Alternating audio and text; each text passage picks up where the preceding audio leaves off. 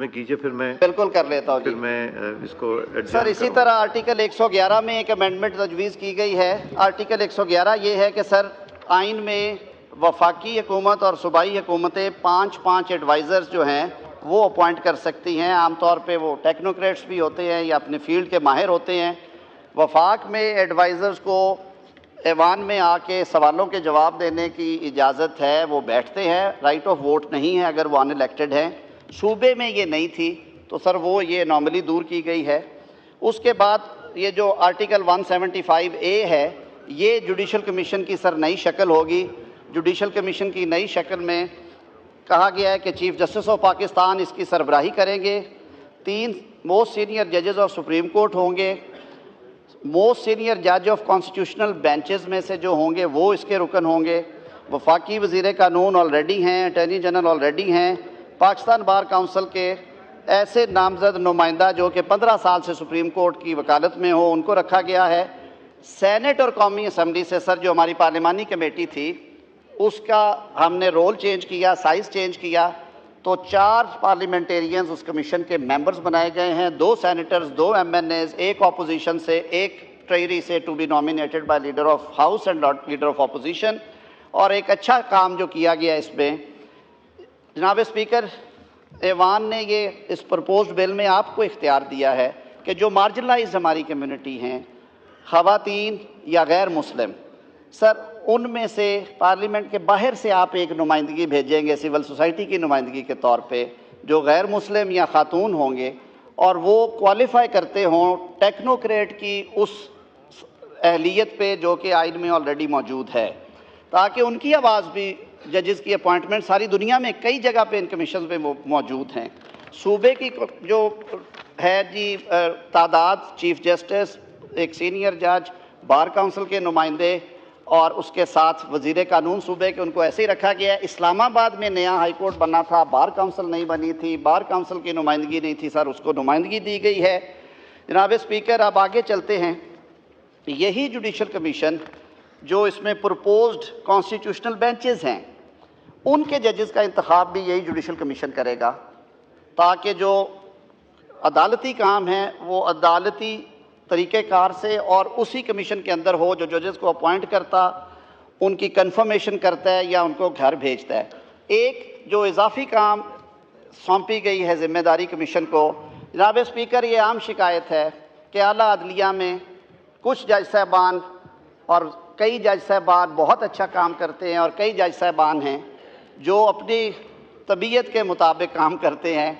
एक ही जगह पे, मैं पहले भी ये बात कर चुका हूँ, एक कॉरिडोर होता है, आप इस बात को समझते हैं। एक अदालत में रोज़ 15 मुकदमों का फैसला होता है, दूसरी में रोज़ 1 या 2 का होता है। जो काम नहीं करता उसकी एवेल्यूएशन होगी कमीशन में, रिपोर्ट्स आएंगी, एक क्राइटेरिया सेट किया जाएगा। जो काम नहीं करता सर वो घर जाए। अवाम के टैक्स के पैसों से सारा निज़ाम चलता है सर, और ख़ुद एहतसाब का अमल हर इदारे में होना चाहिए। जनाब स्पीकर, यही कमीशन जो है वो कॉन्स्टिट्यूशनल बेंचेस में भी उनका तकर्रर करेगा।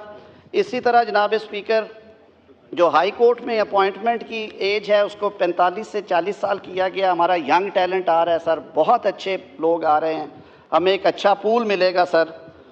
आर्टिकल 184 में एक तरमीम की गई है कि सुओ मोटो में करें, एक्सरसाइज करें ओरिजिनल जुरिस्डिक्शन, लेकिन सवाल गंदम जवाब चना नहीं होना चाहिए। जनाब स्पीकर, मांगने कुछ जाते हैं, दे के कुछ भेज दिया जाता है। एक दफ़ा नहीं, ये कई दफ़ा हो चुका है। उसकी एक स्टेटमेंट दी गई है कि जो कानून की पहली मंशा है कि जो मांगा जाए, जो प्रेयर होगी, जो मुद्दा होगा, जो कंटेंट्स होंगे एप्लीकेशन के, आप उसमें रह के आप फैसला करें। ये वहाँ पे तरमीम की गई है। आर्टिकल 186 में सुप्रीम कोर्ट की पावर्स है एक सूबे से दूसरे सूबे में केस ट्रांसफ़र करने की, और जहाँ पे ऐसा केस आए जिसका इम्पैक्ट पूरे मुल्क पे आए, पंजाब में बैठ के या सिंध में बैठ के ऐसा पास ऑर्डर करे जिसका इतलाक़ खैबर पख्तूनख्वा से लेके बलूचिस्तान तक भी हो रहा है, तो वो केस की नौयत को देखते हुए सुप्रीम कोर्ट अपने पास भी उसे रख सकती है।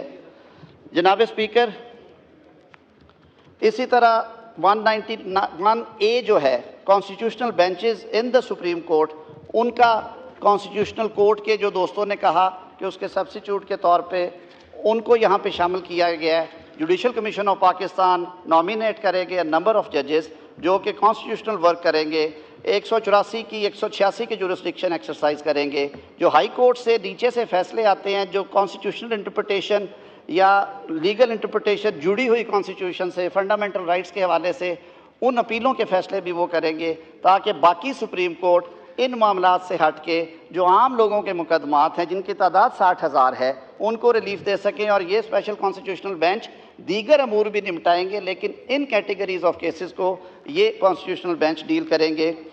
जनाब स्पीकर, इसी तरह हाई कोर्ट्स के लिए भी कॉन्स्टिट्यूशनल बेंचेस जो हैं वो मुतारफ़ कराए गए हैं। सारा मैकेनिज़्म दे दिया गया है आइन में।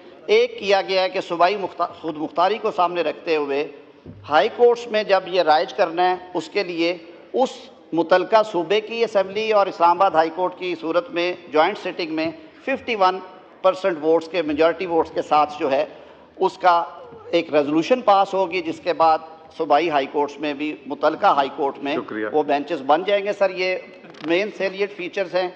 मैंने जैसे अर्ज़ किया, जुडिशल काउंसिल के इख्तियारात को बेहतर किया गया, टाइमलाइंस दी गई हैं कि वो इसको पेंडिंग ना रखें। जैसे मैंने अर्ज़ किया था रिबा के बारे में, फेडरल शरीयत कोर्ट के बारे में, और मैं तमाम सियासी जमातों का और बिलखसूस चेयरमैन पाकिस्तान पीपल्स पार्टी बिलावल भुट्टो जरदारी साहब का शुक्रगुजार हूँ। उन्होंने बहुत मेहनत की है।